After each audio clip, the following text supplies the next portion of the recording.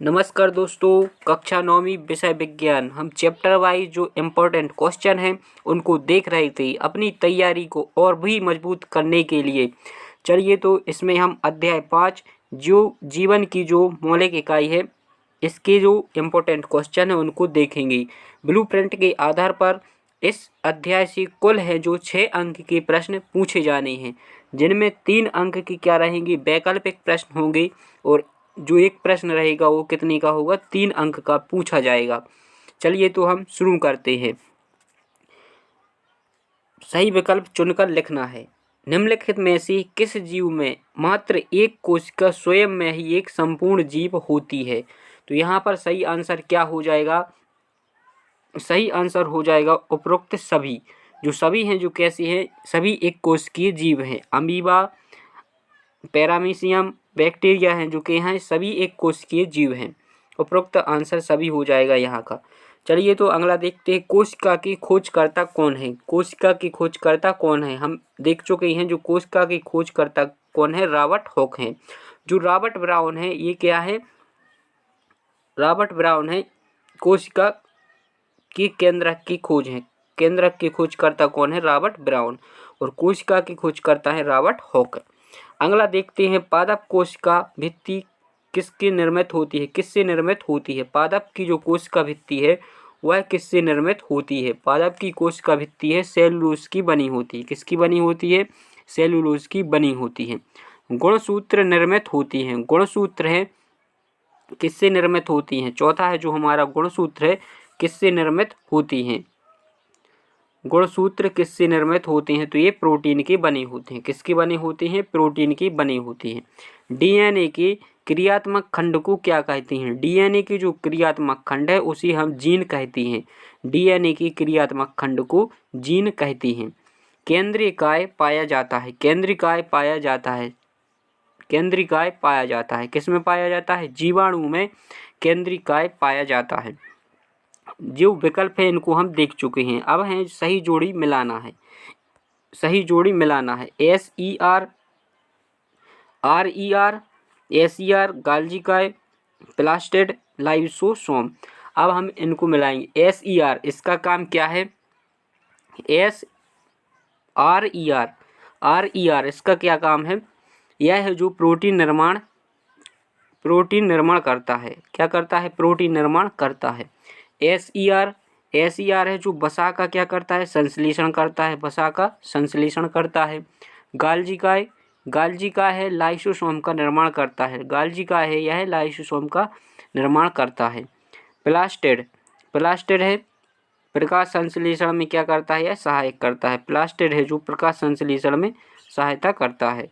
Lysosome है, lysosome क्या का इसे आत्मघाती थैली कहते हैं। आत्मघाती थैली लाइसोसोम को कहते हैं। अब देखते हैं जो 3 अंक का क्वेश्चन पूछा जाना है। जो 3 अंक की प्रश्न है इनमें देखिए सबसे इम्पोर्टेंट क्वेश्चन है, ये आप सभी को याद करने हैं। यदि हम करवाएंगे तो क्वेश्चन जो बदल सकते हैं और आपको याद करने में कठिनाई हो सकती है। तो जो आपने याद किए हैं उन्हीं को अच्छी तरीके से याद करना है। चलिए तो प्रश्न देखते हैं। 3 कोशिका अंगों के नाम लिखना है जिनमें स्वयं डीएनए एवं राइबोसोम होते हैं। ब्लैक रिएक्शन विधि क्या है? समसूत्री विभाजन किसे कहते हैं? अर्धसूत्री विभाजन किसे कहते हैं? माइटोकॉन्ड्रिया का कोशिका का बिजली घर क्यों कहा जाता है? पावर हाउस क्यों कहा जाता है माइटोकॉन्ड्रिया का? माइटोकॉन्ड्रिया को कोशिका का पावर हाउस क्यों कहते हैं? प्लास्टिड क्या होते हैं? क्लोरोप्लास्ट की 2 कार्य बताइए। अंतःप्रादव्य जालिका की 3 कार्य बताने हैं। कायिक वृद्धि एवं मरम्मत किस प्रकार की कोशिका विभाजन में आवश्यक होती है? युग्मकों की बनने के लिए किस प्रकार की कोशिका विभाजन होता है? इसके महत्व को बताइए। ये इम्पोर्टेंट क्वेश्चन है, इनको अच्छी तरह से आप सभी को तैयार करना है। अध्याय 6 इसमें क्या है? ऊतक। इस यूनिट से है जो कुल 7 अंक के प्रश्न पूछे जाने हैं। कुल कितने हैं? 7 अंक। 3 अंक की क्या रहेंगे? विकल्प रहेंगे। वास्तुनिष्ठ प्रश्न रहेंगे और 2 प्रश्न रहेंगे। कितने? 2 अंक के। देखिए यहाँ पर 2 प्रश्न हैं वो 2 अंक के पूछे जाएंगे ऊतक से। यदि आपको वीडियो पसंद आया हो तो चैनल को सब्सक्राइब जरूर करें और अपने दोस्तों तक भी शेयर करें। अब देखिए सबसे पहले विकल्प देखते हैं। विकल्प देखते हैं, निम्नलिखित में से कौन सा ऊतक पौधे की जो तने की लंबाई है उसकी वृद्धि के लिए उत्तरदायी है। कौन सा है जो पौधे की तने की वृद्धि के लिए उत्तरदायी है? शीर्ष विभोज्य ऊतक। शीर्ष विभोज्य ऊतक है जो तने की लंबाई के लिए उत्तरदायी है। अगला देखते हैं, जिन मांसपेशियों को हम अपनी इच्छा अनुसार गति करा सकते हैं उन्हें क्या कहते हैं? जिन मांसपेशियों को हम अपनी इच्छा अनुसार गति करा सकते हैं उन्हें क्या कहते हैं? ऐच्छिक पेशी, कंकाली पेशी या रैखिक पेशी। रैखिक पेशी है, इसे हम क्या कहते हैं? तो यहाँ इन्होंने आंसर दिया है उपरोक्त सभी, यहाँ इन्होंने आंसर दिया है। अब देखिए, कार्डियक पेशी पाई जाती है, कहाँ पाई जाती है? हृदय में पाई जाती है। तंत्रिका ऊतक की कार्यात्मक इकाई क्या है? तंत्रिका ऊतक की है जो कार्यात्मक इकाई क्या है? चौथा है यहाँ पर न्यूरॉन है जो तंत्रिका ऊतक की कार्यात्मक इकाई है।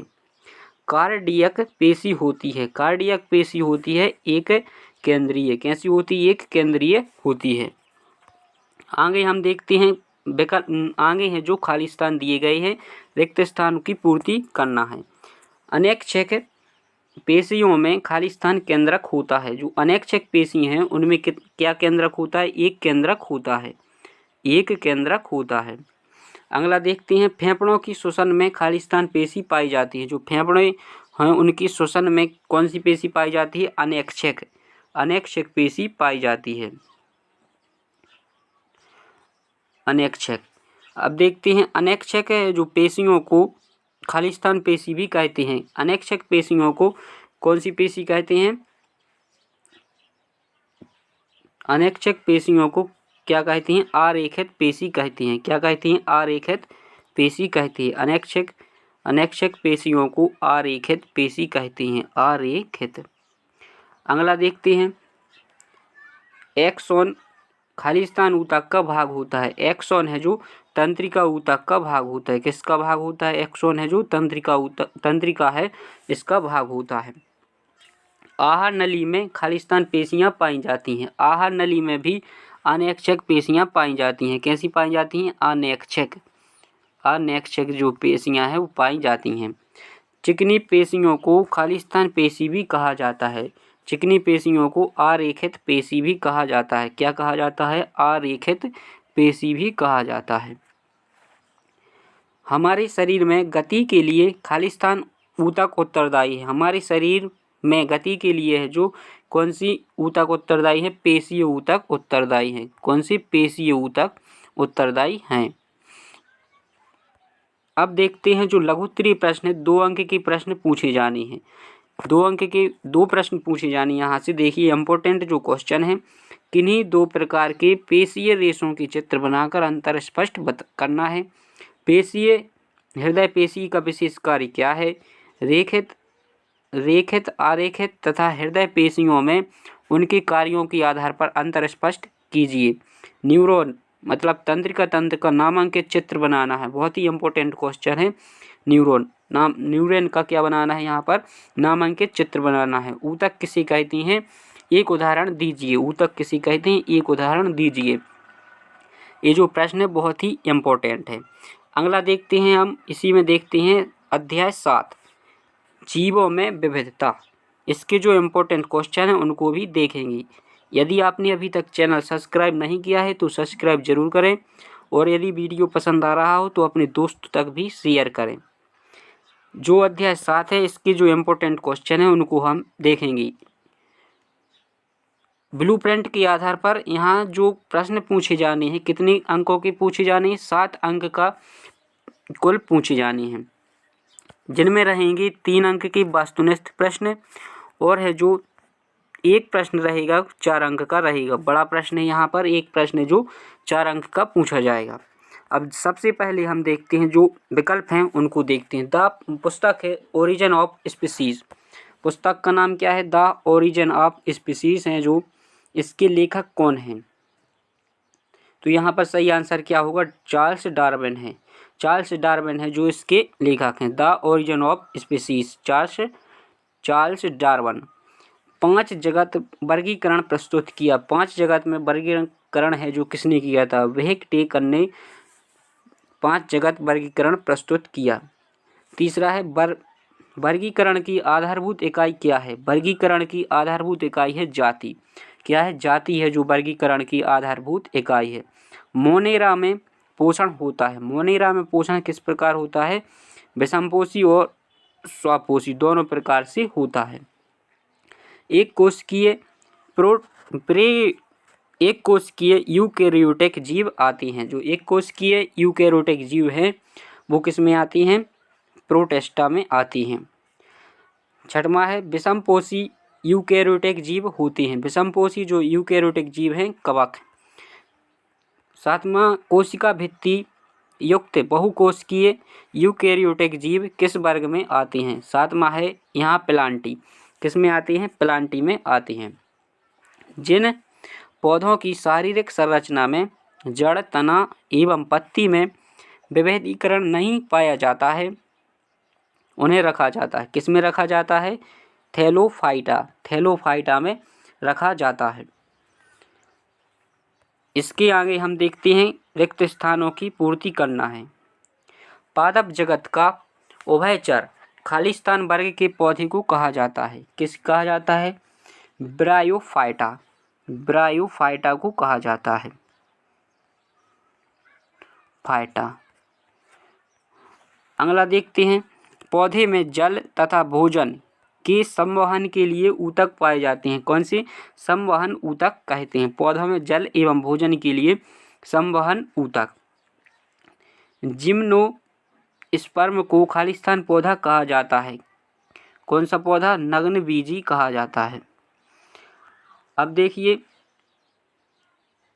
एंजियोस्पर्म को खालिस्तान भी कहते हैं। चौथा है एंजियोस्पर्म को पुष्पीय भी कहते हैं। पांचवा पोरीफेरा है के सदस्यों को सामान्यतः कहा जाता है। क्या कहा जाता है? स्पंज कहा जाता है।